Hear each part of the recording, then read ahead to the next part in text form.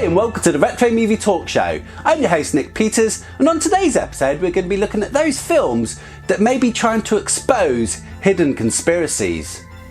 Are these film directors privy to information about how the world and the government is really run? And are they trying to expose clues and hidden messages in their movies to show us that the world is not what we think it is? The first film we're going to take a look at today is the 1988 classic John Carpenter's They Live.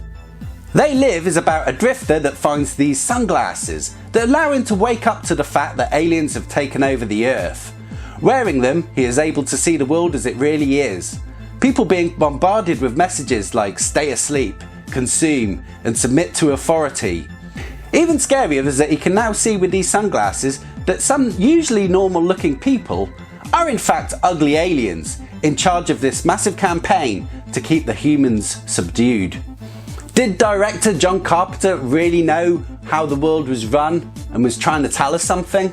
David Icke, conspiracy investigator, author and speaker at his own sellout shows around the world, seems to think so. What they found in this They Live movie is that there was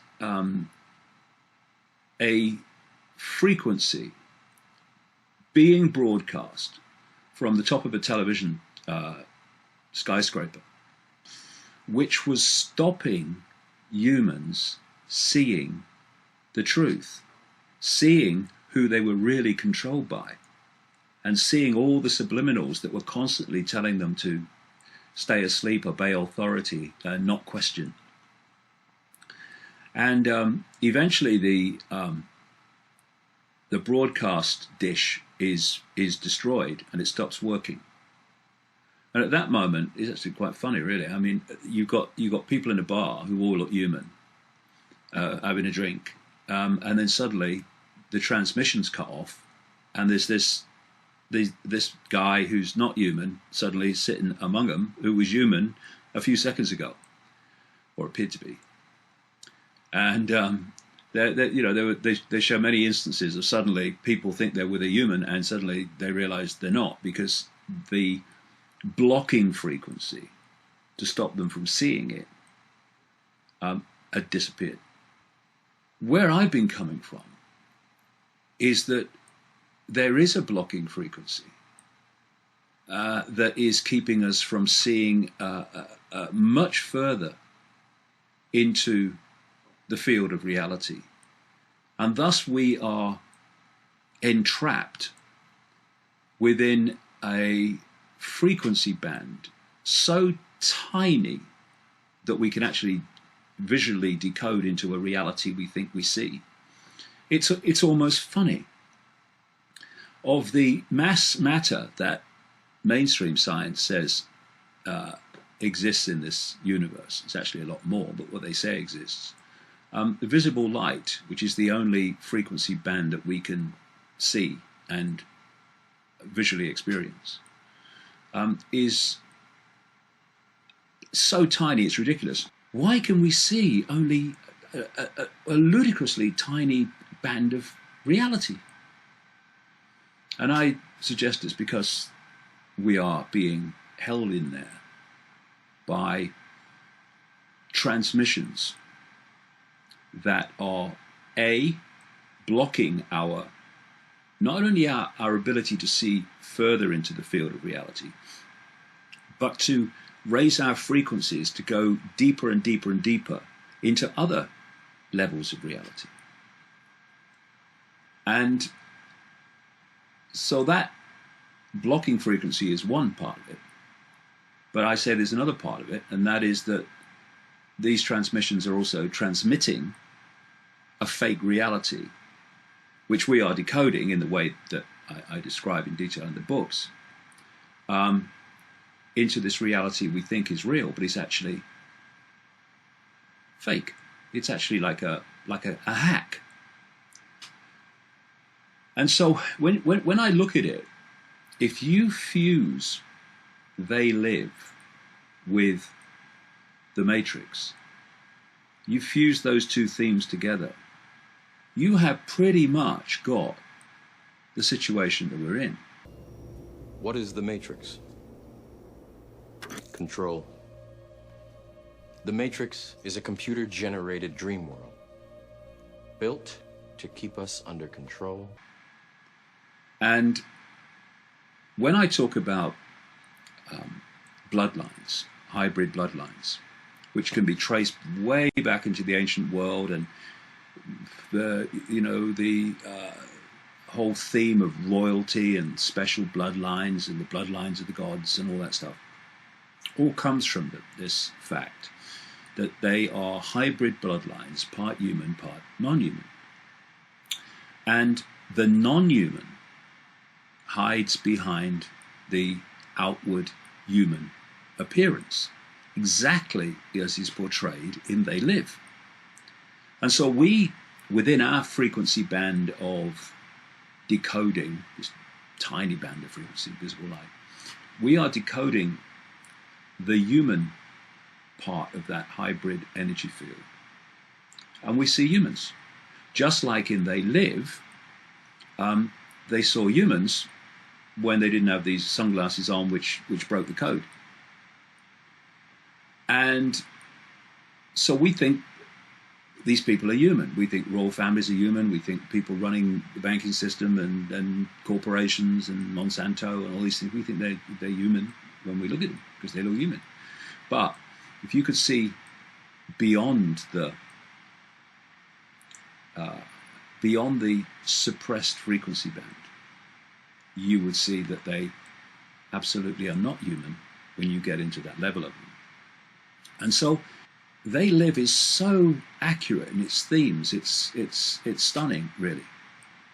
And when you therefore look at these bloodlines that are running Britain and France and the United States and Canada and Australia and China and Russia and all these things, at the human level, that where we interact with everything, they seem to be often in opposition, like, oh, it's the Russians, it's the Chinese, it's the this, it's the that, it's the other, it's the North Koreans and so on.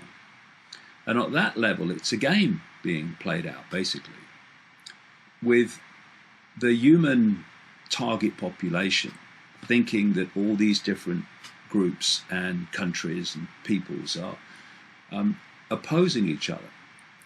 But actually, they're all the same non-human network, because all the different expressions of political and economic and military leadership that are saying that are in the end all the same network of non-human entities who are manipulating human society by hiding behind human form.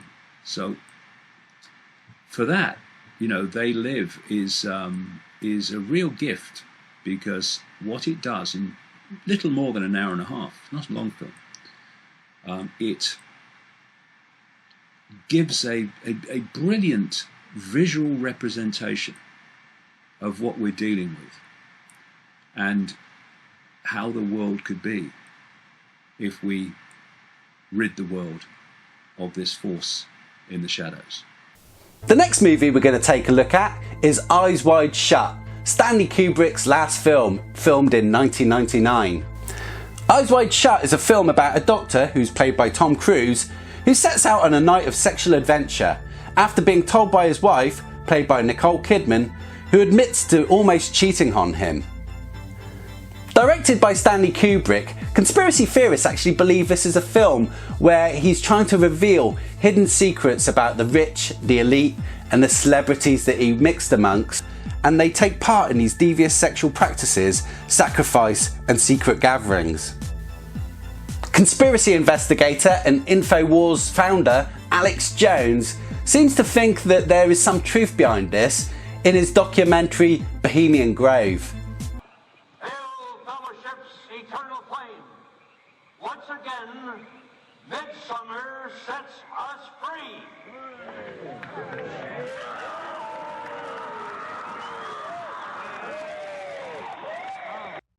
Hello, I'm Alex Jones, and I'm a radio and television host based in Austin, Texas. And for many years, I've been exposing the criminal activities of the global elite, also known as the New World Order. In past films, we've documented the centralization of power, the move towards world government, the attack on the nation state, self-defense, the Second Amendment, family values, that is, the family itself, as well as private property rights. But time and time again in my research, I come, well, eye to eye with something that's even hard for me to believe.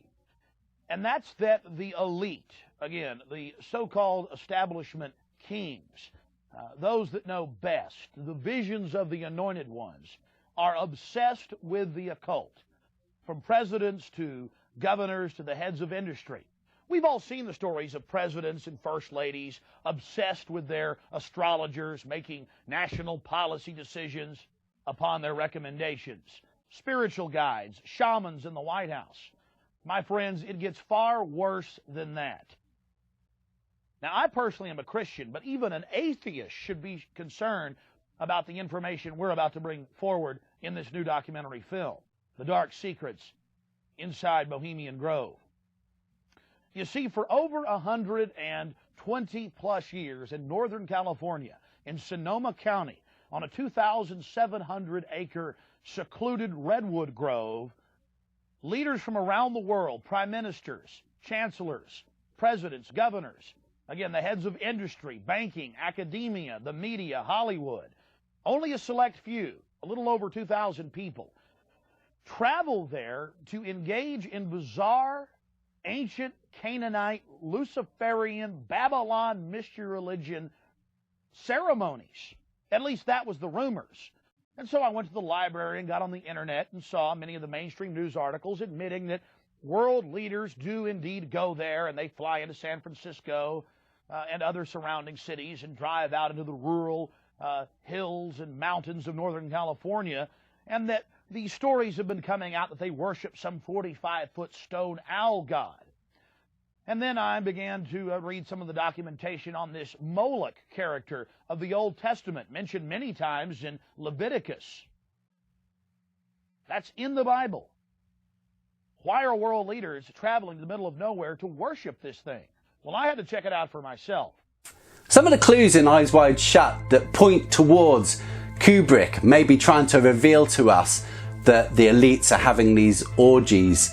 For example, the mansion which was used in the scene where the gatherings actually take place of the elite was actually a place called Mentmore Towers, a property built by Baron Mayer de Rothschild. There are many symbols and motifs in this film. The film opens up with a shot of Nicole Kidman disrobing between two pillars. These pillars are meant to represent the Masonic pillars, it is told. You can also see the symbol of Ishtar, an 8-pointed star. This is the Babylonian goddess. In this film there is many Masonic symbols, and this whole documentary is written about all the different things that may be pointing towards this conspiracy. Tragically, Stanley Kubrick died suddenly after he had just handed the movie into Warner Brothers. Family and friends were shocked by this because he seemed to be in very good health and he didn't show any signs of illnesses. So was this some sort of killing by the Illuminati because he was trying to expose too much in the movie? Who knows, but it's interesting all the same. All of Kubrick's films have been said to expose some hidden truth, hidden from the public, that Kubrick himself was trying to expose. Even films like The Shining, believe it or not, which has been said by conspiracy theories that it's Kubrick trying to give us clues and trying to confess and point towards how Kubrick himself was tasked with directing and faking the moon landing footage. And the last film we're going to take a look at is the 2005 film V for Vendetta. Like the book and film 1984, it warns of a terrifying future with a tyrannical government in control of the population. V for Vendetta is a movie that represents the New World Order. In the film it depicts paedophile priests, it also points to the elites and the fascist police state. As time goes on, especially in these crazy times that we seem to be living in at the moment, with Brexit, a Trump presidency, WikiLeaks, and the world doesn't seem so crazy as they make it out to be. It seems to get in more of a reality. a militarised police, corrupt politicians, a spied-on population, a biased and manipulative media, and the exposing of elite celebrity paedophile rings. And it's funny now that the symbol for the anti-establishment, the protesters, and the hackers anonymous is the V for Vendetta Guy Fawkes mask. Well, thanks for watching this episode of the Retro Movie Talk Show. Please remember to hit subscribe down below. Please hit the like button and add some comments of what you think. Also visit the website www.retromovietalkshow.com. Thanks for watching, and I'll catch you next time.